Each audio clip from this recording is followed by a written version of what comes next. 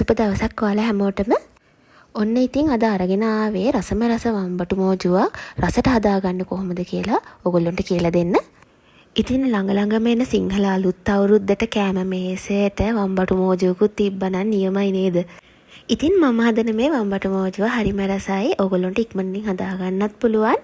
ඒ වගේම තමයි මේ වම්බටු මෝජු රෙසිපි එක මාස 3කට වැඩිය වුණත් කල් තියාගන්න පුළුවන්. අපි මේ බටු මෝජු එක රසට හදාගන්න විදිය එහෙනම් බලමු. බටු මෝජු එක හදන්න මම වම්බටු කිලෝ එකක් අරගෙන තියෙනවා. වම්බටු ටික හොඳට හොදලා මේ විදිහට දිග තීරු වලට කපා ගන්න ඕනේ. මෙහෙම කපා ගද්දී පොඩි කෑලි වලට කපා ගන්න එපා. ඒ වගේම තමයි ගොඩක් ලොකු කෑලි වලට කපා ගන්නත් එපා. සාමාන්‍ය විදිහට දිග තීරු වලට කපලා ගන්න. ඊළඟට රතු ලුණු ග්‍රෑම් 200ක් මම අරගෙන තියෙනවා. රතු ලුණු වල පොතු හොඳට අයින් කරලා හොදලා ගන්න. අමු මිරිස් ග්‍රෑම් 100ක් මම අරගත්තා. අමු මිරිස් ටික හොඳට හොදලා මේ විදිහට නැට්ට කොටස සම්පූර්ණයෙන්ම නෙමෙයි ටිකක් කපලා අයින් කර ගන්න ඕනේ. ඒ වගේම තමයි අමු මිරිස් කරල පිහියෙන් මේ විදිහට දෙකට මැදින් කපලා ගන්න. අබෑට මේස හැඳි 3යි. ඔයාලට අබ කුඩු උනත් පාවිච්චි කරන්න පුළුවන්. ගම් මිරිස් මේස හැඳි 1යි. බැදපු 3-5 කුඩු මේස හැඳි 1යි. බැදපු මිරිස් කුඩු මේස හැඳි 2යි. සීනි මේස හැඳි 3ක් විතර ඕන කරනවා. සීනි ඕගොල්ලොන්ට රස අනුව වෙනස් කරගන්නත් පුළුවන්. විනාගිරි මේ වගේ අඬු කෝප්පයකින් එකක් ඕන වෙනවා. විනාගිරි ගද්දි ස්වභාවික පොල් විනාගිරි එකම ගන්න. ඒ වගේම තමයි මිටිකිරි මේ වගේ අඬු කෝප්පයකින් එකක් ඕන වෙනවා. සාමාන්‍ය ප්‍රමාණයේ පොල් බෑයකින් මේ වගේ මිටිකිරි අඬු කෝප්පයක් හදා ගන්න පුළුවන්. ඊළඟට මේ වගේ ඉඟුරු කෑල්ලක් ඕන වෙනවා. ඒ වගේම සුදු ලුණු බික් 7ක් 8ක් එනසල් 6ක් 7ක් අවශ්‍ය වෙනවා. කරාබු නැටි 5ක් 6ක් වගේ ගන්න. කුණුදු පොතු 2-3ක් ගන්න. උඹල කඩ ග්‍රෑම් 50ක් ඕන වෙනවා. බටු මෝජු එක හදන්න අවශ්‍ය කරන අමුද්‍රව්‍ය ප්‍රමාණයක් මම ඩිස්ක්‍රිප්ෂන් බොක්ස් එකේ දාලා තියෙනවා. ඔයාලට ඒකිනුත් බලා ගන්න පුළුවන්. මම මුලින්ම කපපු වම්බටු ටික බෙද ගන්න තමයි හදන්නේ.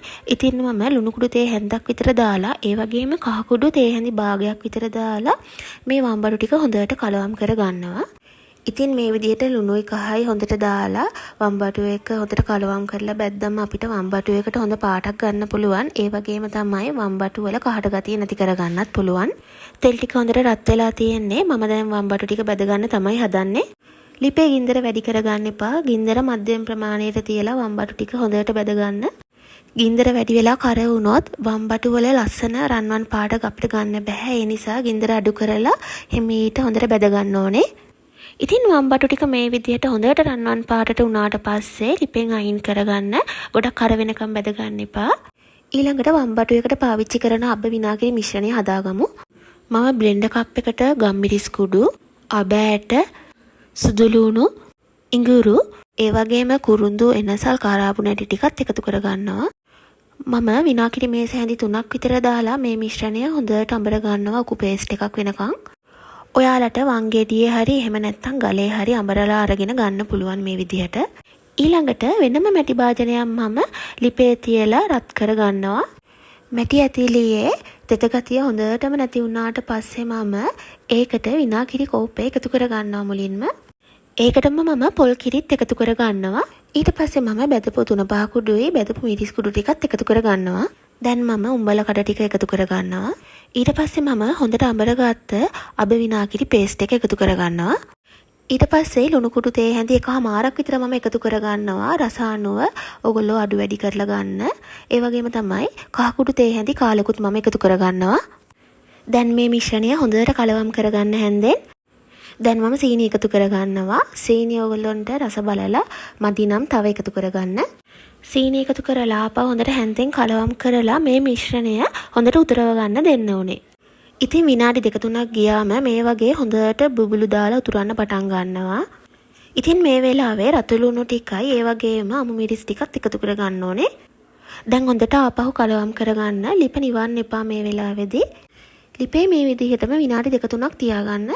විනාඩි 2-3කින් මේ වගේ බුබුලු දාලා එද්දී බැදගත්ත වම්බටු ටික එකතු කරගන්න. වම්බටු වලට අබ මිශ්‍රණයේ රස එකතු වෙනකම්ම හොඳට කලවම් කරන්න. ඉතින් විනාඩි 3-4ක් ගියාට පස්සේ ලිප ඕෆ් කරගන්න. ලිප ඕෆ් කරලා මේ විදිහට හැන්දෙන් පොඩ්ඩක් තද කරලා තියන්න. එතකොට තව ටිකක් වම්බටු වලට අබ මිශ්‍රණයේ රස හොඳට අල්ලලා තියෙනවා. මම පැය 2ක් විතර වම්බටු මෝජුව හොඳට නිවෙන්න තිබ්බා. ඕගොල්ලන්ට පේනවා ඇති වම්බටු මෝජුවේ වතුර ගතිය තව ටිකක් අඩු වෙලා හොඳට හිඳිලා තියෙන්නේ දැන්. ඉතින් මේ බලන්නකො මේ වම්බටු මෝජුවේ අමු මිරිස් වල කොළ පාට ලස්සනට තියෙනවා, වෙනස් වෙලා නැහැ. ඒ වගේම රතු ලුණු වලත් පාට ලස්සනට තියෙනවා, ගොඩක් තැම්බිලා නැහැ. ඕගොල්ලොත් හදලා බලන්න මම දුන්න රෙසිපි එකට. ඉතින් ළඟ වෙන සිංහල අවුරුද්දට ඕගොල්ලන්ට රසයට හදා ගන්න පුළුවන් මේ වම්බටු මෝජු එක. ඇත්තටම ඉතින් වම්බටු මෝජුත් එක්ක විතරක් උනත් බත් කන්න පුළුවන්, වෙන කිසිම ව්‍යංජනයක් දාගන්න නැතුව බත් එකට. ඒ වගේම කිරිබත් වලට හරිම රසයි. ඕගොල්ලන්ට සිංහල අලුත් අවුරුද්දට, නත්තල් වලට, ඕනම බර්ත්ඩේ පාටි එකකට, වෙන උත්සව අවස්ථාවකට උනත් වම්බටු මෝජුව කලින් හදලා තියාගත්තම හරිම ලේසි. දවස් 2-3කට කලින් අපිට හදලා තියාගන්න පුළුවන්. ඒ වගේම තමයි ඔයාලා වම්බටු මෝජු බෙදාගද්දි තෙත හැන්දක් පාවිච්චි කරන්න එපා. අනිවාර්යයෙන්ම වේලි හැන්දක් පාවිච්චි කරන්න. තෙත හැන්දක් පාවිච්චි කරොත් කල් තියාගන්න බැරිව නරක වෙන්න පුළුවන්. ඒ වගේම තමයි සොයන් රැකියාවකට කෙනෙක්ට රට යවන්න වුණත් මේ රෙසිපි එක බලලා ඔයගොල්ලන්ට හදන්න පුළුවන්, කල් තියාගන්න පුළුවන් නිසා. එහෙනම් මේ වගේ තවත් රස වීඩියෝ එකකින් අපි නැවතත් හමු වෙමු. ඔයාලා හැමෝටම සුබ දවසක්.